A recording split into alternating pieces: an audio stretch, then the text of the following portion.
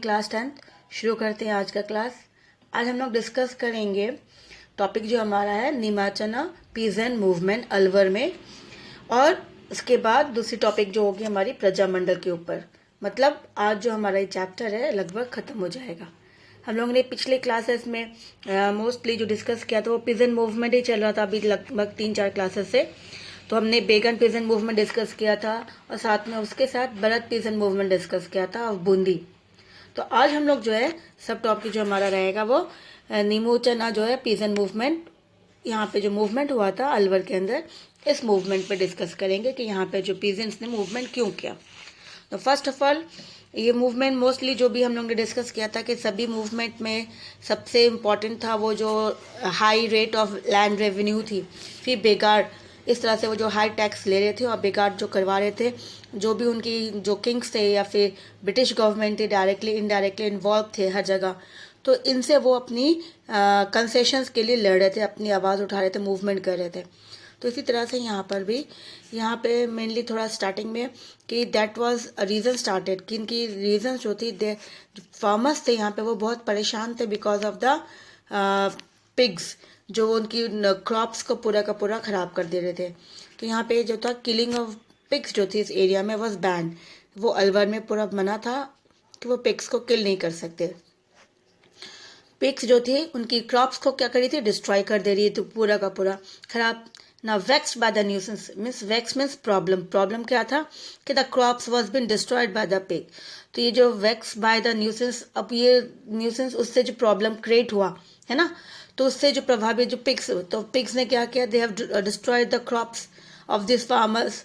तो फार्मर्स जो थे अलवर के, उन्होंने मूवमेंट शुरू की 1921 में, और उनका डिमांड था कि वो पिग्स जो है उनकी क्रॉप्स को डिस्ट्रॉय कर रही है तो उनको परमिशन दिया जाए ताकि वो पिग्स को किल कर सके। सो इसी तरह से being pressurized by the movement, तो लोगों ने जब मूवमेंट शुरू की तो वहाँ पे जो किंग मतलब जो रूलर्स थे, महाराणा जो थे, महाराजा, उन्होंने इनके दबाव से आने के बाद, क्योंकि लोगों ने जब मूवमेंट किया पेजेंट्स ने, तो प्रेशराइज होगा कि नहीं, अब ये दबाव पड़ी, बहुत ज़्यादा लोग जो है इकट्ठा हो रहे, प्रेशर कर रहे और डिमांड कर रहे। तो यहाँ पे महाराणा ऑफ अलवर जो थे उनको ultimately he has been forced to give permission to kill the pig. तो उनको लगभग लास्ट में उनको परमिशन देना ही पड़ा कि वो पिग्स को मारे। So after the third land arrangement इन अलवर, तो लैंड अरेंजमेंट मतलब यहाँ पे क्या हो गया कि जो भी फर्स्ट पॉलिसीज थे कि कौन लोग टैक्स भरेंगे, लैंड रेवेन्यू पेमेंट करेंगे, तो इस तरह से they have made different arrangement. तो ये जो अरेंजमेंट था ये थर्ड अरेंजमेंट था, जिसमें इन्होंने क्या बताया कि इस अब न्यू लैंड रेट जो टैक्स रेवेन्यू है वो इम्पोज होगी, वो चालू होगी फ्रॉम 1923 से 24। तो इस तरह से यहाँ पे एक नया land arrangement land revenue system के ऊपर शुरुआत किया गया, क्योंकि इससे पहले कहा गया कि जो अरेंजमेंट थी इससे पहले वाला सेकेंड वाले में और इससे पहले फर्स्ट में, लेस लैंड रेवेन्यू जो था वो कलेक्ट करते थे ब्राह्मण से एंड राजपूत से। तो मतलब लैंड रेवेन्यू कलेक्ट होता था लेकिन कम होता था ब्राह्मण से एंड राजपूत से, कंपेरेटिवली जो दूसरी कास्ट के होते थे उनसे ज़्यादा लिया जाता था और ब्राह्मण से कम लिया जाता था। तो इसी तरह से यहाँ पे थर्ड लैंड अरेंजमेंट के अंदर जो किंग्स थे, जो भी इन्होंने रूल्स पास आउट किया था, रूलर्स महाराणा है, उन्होंने इसमें चेंज किया कि अब से जो है ऐसा नहीं होगा। अकॉर्डिंग टू दिस प्रोविजंस के अकॉर्डिंग न्यू अरेंजमेंट में this inclusive rights of this caste came to an end, कि जो भी राइट्स मिलती थी ब्राह्मण्स को, राजपूत को अलग से प्रिविलेजेस मिलती थी, सुविधाएं मिलती थी, वो ख़त्म हो जाएगी, वो ख़त्म हो जाएगी। अब से क्या हो जाएगा, सभी को बराबर जो भी टैक्सेस है उसको अकॉर्डिंगली देना पड़ेगा। So which obviously resulted in the dissatisfactions among these sections. तो सडनली क्या हो जाएगा, जो प्रिविलेजेस इनको मिलती थी अब सडनली उनसे वो छीन लिया जाएगा, अब बाकियों की तरह इनको भी ट्रीट किया जाएगा। तो इनके अंदर जो वो ऑब्वियसली गुस्सा आएगा ही आएगा, वो खुश नहीं रहेंगे इसकी रूल से, इनकी अरेंजमेंट से कि किस तरह से इन्होंने अरेंजमेंट किया है। तो इसकी तरह से इन्होंने भी शुरुआत की movement. So although the farmers of other caste also dissatisfied, उनको तो परेशानी थी क्योंकि वो उन बेचारे को तो टैक्स पहले भी देना पड़ता था, अभी भी देना पड़ेगा, लेकिन अब जो है थोड़ा सा और ज़्यादा इंक्रीज कर दिया गया, लेकिन टैक्स तो इनको देना ही पड़ रहा है। लेकिन इसके अंदर जो प्रॉब्लम थोड़ा बहुत जो जिसे दिया गया वो था ब्राह्मण से राजपूत, जो पहले नहीं देते थे. सो yet the Rajput played the role of leading this oppositions. तो इसी तरह से भले उनका पेमेंट मोड ऑफ कम था, फिर भी वो इस जो न्यू रूल्स आए उससे वो खुश नहीं रहे और इन्होंने भी मूवमेंट शुरू कर दी. तो यहाँ पे राजपूत ने भी अपनी रोल शुरू कर दी oppositions of this new land arrangement के खिलाफ.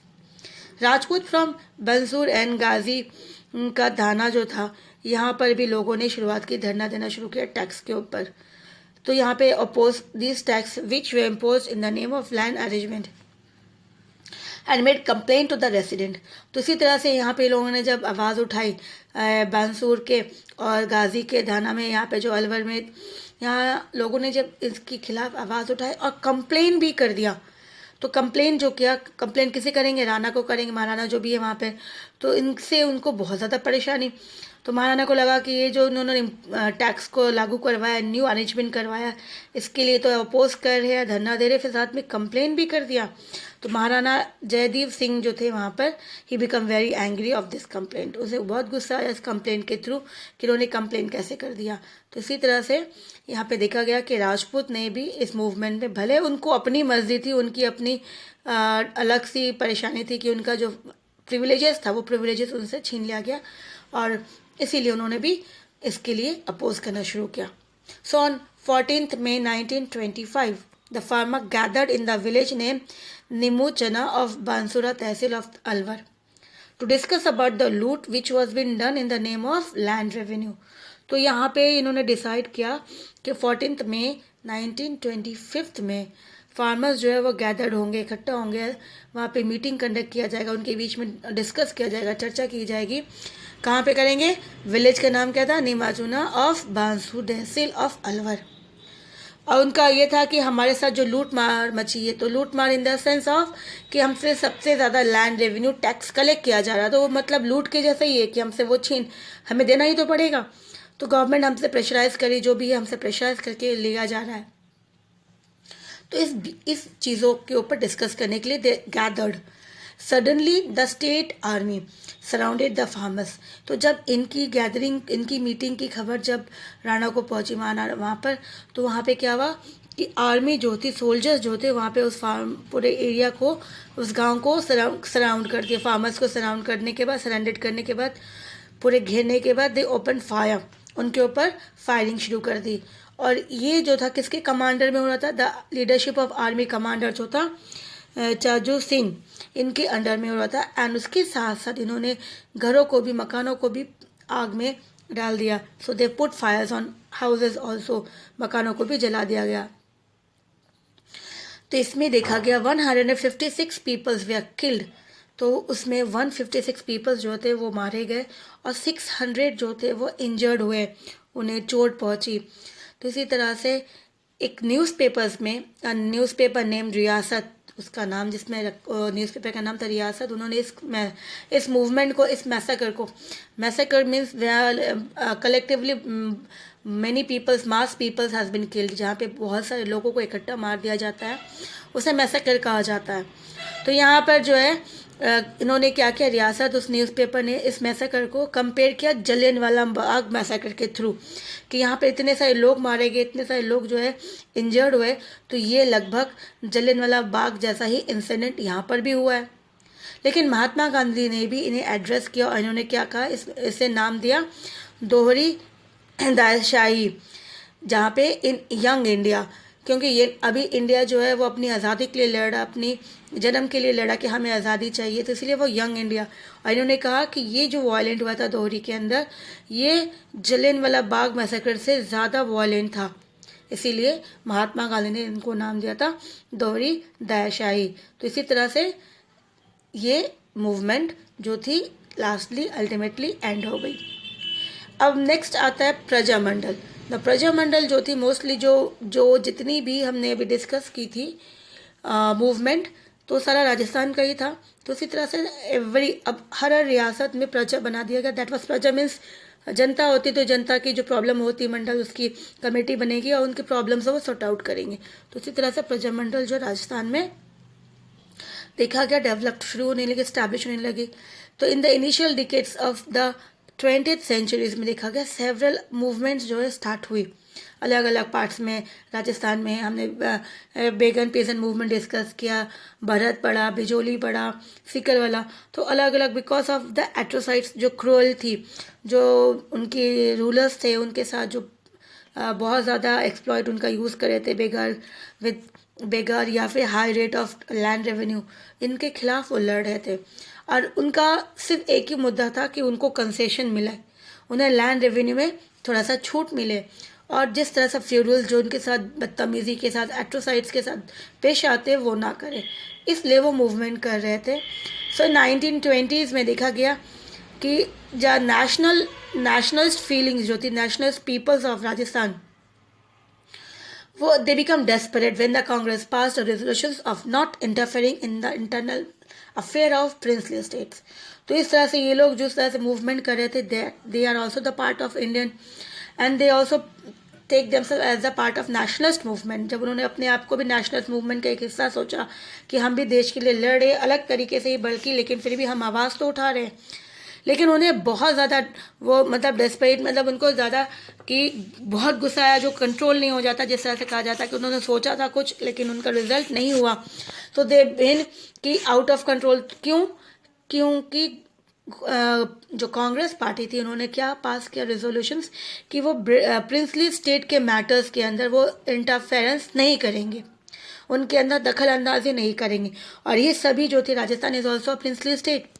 तो इसी तरह से यहाँ पे राजस्थान के जितने सारे फार्मर्स एंड पीजेंट्स और उसके लीडर्स थे वो बहुत ज़्यादा डेस्परेट, गुस्सा, मतलब मान लो कि क्यों नहीं करेंगे, हम लोग भी आवाज़ उठा रहे हैं, हमें भी तकलीफ हो रही, तो हमारे लिए कौन लड़ेगा, इस तरह से।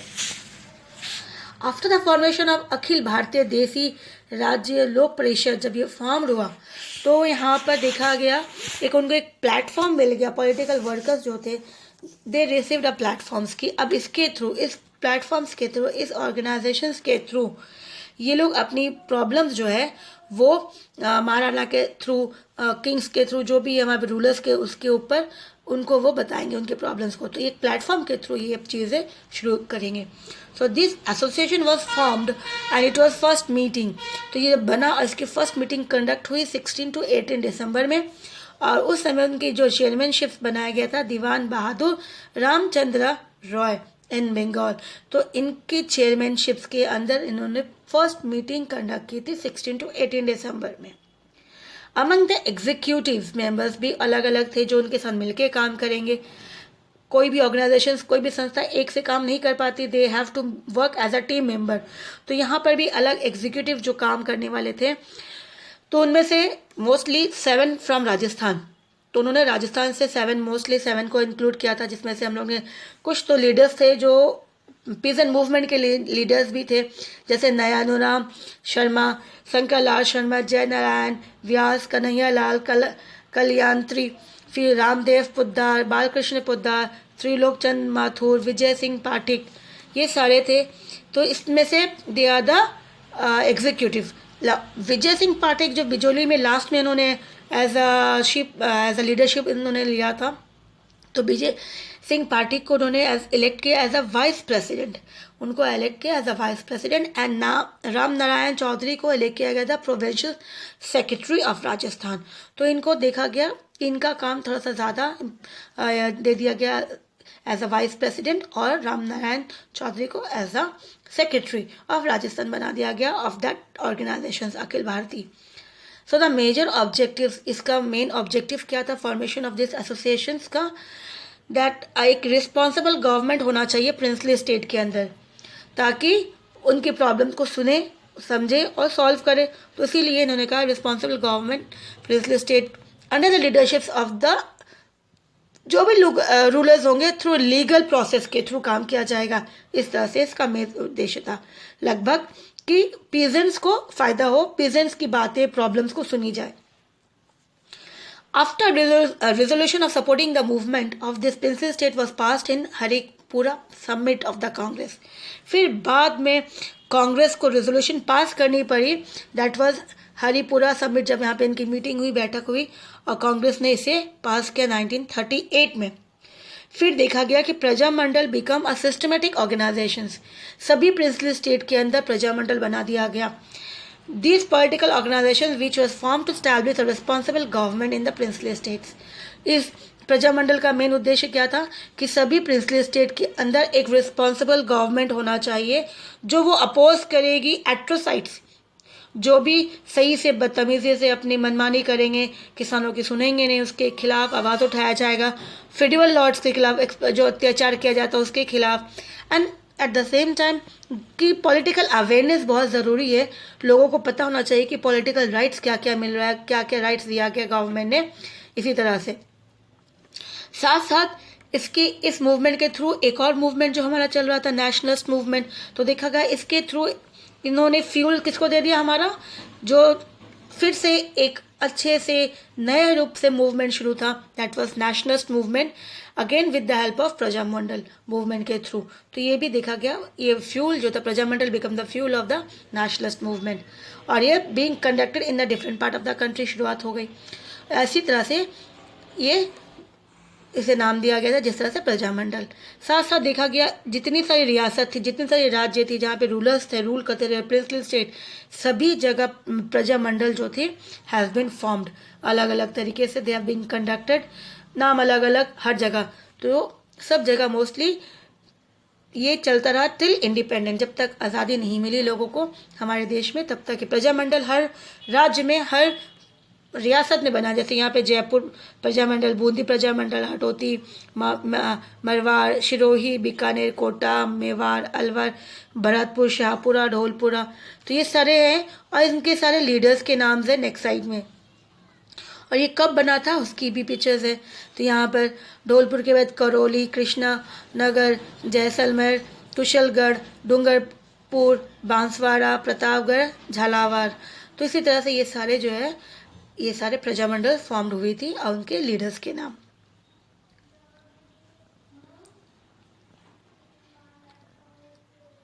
Now the most important or most significant achievement of this Prajamandal was that it was lead the women out of their houses. तो ये एक बहुत बड़ा देखा गया अचीवमेंट था प्रजामंडल के थ्रू कि जो वुमेन्स को घर से बाहर निकलने नहीं दिया जाता था. इस मूवमेंट के through womens now they are leading the movement. Womens भी घर से बाहर निकल के वो भी इस मूवमेंट में पार्ट ले रही है. They are standing in the line of the man also, जहाँ पे मोस्टली कहा जाता था male, only male people they are demanding and they have been fighting for their rights. आज वुमेन्स भी इस प्रजामंडल के थ्रू जो है अपने घर से बाहर निकले. सो दिस स्टार्टेड पार्टिसिपेटेड, और यहाँ पे बहुत सारे मूवमेंट में उन्होंने पार्टिसिपेट किया एक्टिवली. वुमेन्स जो है started actively in this movement. और बहुतों ने तो दे गेट ऑल्सो अरेस्टेड, बहुत लोग जो थे अरेस्टेड भी हुए, अरेस्ट हो गए वुमेन्स. सेवरल वुमेन्स जो पार्टिसिपेट करी थी इस this movement organise by Jaipur Prajamandal.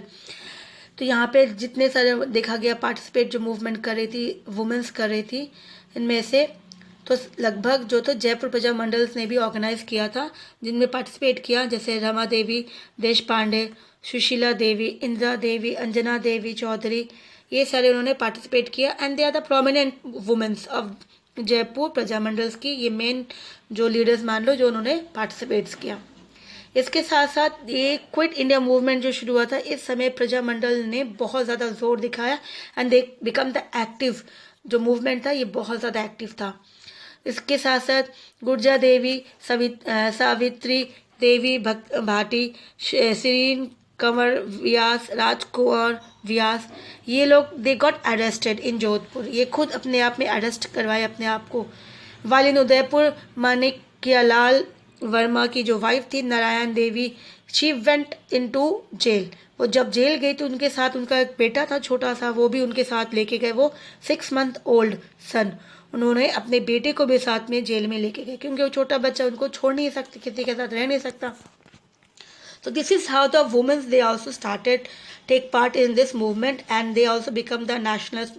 तो इन्होंने अपना योगदान इस मूवमेंट में दिखाया. So the worker of प्रजा मंडल also give attention toward the social reforms. इसके साथ साथ जो वर्कर्स थे इन्होंने भी सोचा कि अब हमें अपने आप को रिफॉर्म भी करना बहुत ज़रूरी है। क्यों? Because they are the mostly बहुत सारे एजुकेटेड नहीं हैं, कुछ चीज़ें हैं जो सोसाइटी में सही नहीं है, तो उनको सब चीज़ों को सुधारना बहुत ज़रूरी है। तो उन्होंने सोशल रिफॉर्म के अंदर अटेंशन दिया, एजुकेशंस को स्प्रेड किया, एबोलाइजिंग बेगार सिस्टम को बंद करने की कोशिश की, एंड दलित को और ज़्यादा ताकि वो ज़्यादा वेलफेयर और अपने बारे में अवेयर रहे, अपनी राइट्स के बारे में अवेयर रहे। इस चीज़ों को प्रजामंडल ने और ज़्यादा अटेंशन दिया चीज़ों के ऊपर। These associations conducted movement and struggle due to which the spirit of nationalism also was inducted among the Dalit who were suffering from atrocities committed by the royalties and feudals. तो इस movement के through, इस struggles के through, इस associations के through Prajamandal के इन्होंने जनता के अंदर, लोगों के अंदर, जो इस ग्रुप्स के पीपल से गांव में स्पिरिट, उनके अंदर देशभक्ति की भावना जगाया। जो लोग तकलीफ में थे, जो अपनी जो राजा थे उनसे परेशान, उनकी एट्रोसाइड से परेशान थे, उनकी क्रूअल्टी से परेशान थी, उनकी एक्सेसिव टैक्स से परेशान थी, ये सभी ने पार्टिसिपेट किया और they all take part in the national movement. देशभक्ति के अंदर देश के लिए इन्होंने अपने आप को खड़ा किया, अपने आप में इन्होंने बहुत देश के लिए अपनी आहुति भी दी इन्होंने। तो before 1938 direct coordination between the public of princely states and national movement was absent. तो ये जो था 1938 से पहले जो बीच में कोऑर्डिनेशन होती थी कि पब्लिक, जनता जो थी, प्रिंसली स्टेट्स और नेशनल मूवमेंट के बीच में, इनके बीच में कोऑर्डिनेशन नहीं था। लेकिन प्रजामंडल बनने के बाद अब प्रजामंडल क्या बन गया? एक माध्यम बन गया, एक प्लेटफॉर्म बन गया, जहाँ पे लोकल से लेके प्रिंस से लेके सभी जो है अपनी प्रॉब्लम्स इसके माध्यम से वो इजीली बता सकते। एंड दिस बिकम एक्टिवली, ये क्विट इंडिया मूवमेंट के समय में बहुत ज़्यादा एक्टिव थे। They take part in this also. So national movement के फिर national movement got promoted by this also. तो साथ साथ जिस तरह से प्रजामंडल ने अपने आप में, तो प्रजामंडल के साथ नेशनल मूवमेंट भी बहुत ज़्यादा प्रमोट हुआ गांव में, अलग अलग एरिया में। तो इसी तरह से दे फुलफिल देयर डिमांड्स। जो उनका डिमांड्स था वो लास्ट में अल्टीमेटली गवर्नमेंट को, उनकी किंग्स को, जो भी थे, उनको सुनना ही पड़ा। तो इसी तरह से ये चैप्टर जो हमारा कंप्लीट हो गया। अब हम लोग जो है लास्ट चैप्टर बचा है, चैप्टर 4 हिस्ट्री का, वो हम लोग स्टार्ट करेंगे नेक्स्ट क्लास में। ठीक है, थैंक यू।